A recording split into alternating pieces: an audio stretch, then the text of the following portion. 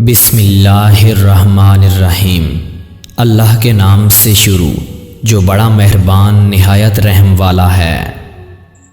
खुशी गुस्से का बेहतरीन इलाज है। हर वक्त का मुराकबा के हमारा अल्लाह ताला से मामला कैसा है।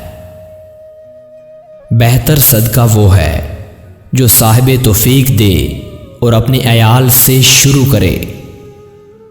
हराम चीज़ों से बचते रहो तो मुस्तजाब अलदावात बन जाओगे। आला तरीन सदका ये है कि एक मुसलमान इल्म सीखे और दूसरे मुसलमान को सिखाए। कुरान पाक आपसे क्या कहता है? किसी आलिम से बाकायदा अमल की नीयत से पढ़े। इकरार जुर्म मुजरिम के लिए बहुत अच्छा सिफारिशी है। नमाज कामिल तब होगी जब सुन्नत के मुताबिक होगी।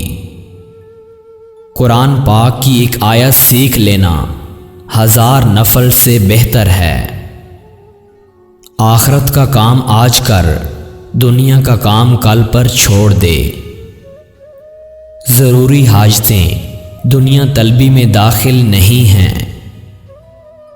नेकी का बताने वाला मिसल उसके करने वाले के मखलूक से ऐसा मामला करे जो अपने हक में पसंद करते हैं। दौलत के भूखे को कभी राहत नहीं हो सकती। गरीब मेहमान आ जाए तो कर्ज लेकर भी तकल्लुफ़ करो। अगर कोई शख्स कर्ज ले और देने की नीयत ना हो तो वो चोर है। हर नेक व बद के साथ नेकी कर, अगर वो नेकी के काबिल नहीं तो उस लाहक है। तोहमत की जगह से दूर रहे, किसी को अपनी निस्बत बदगुमानी में ना डाल।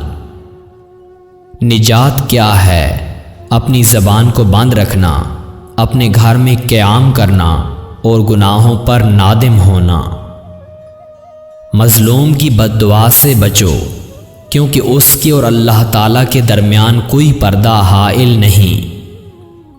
तकब्बुर की बीमारी हमेशा अहमकों को होती है और हकामत खुदाई कहर है।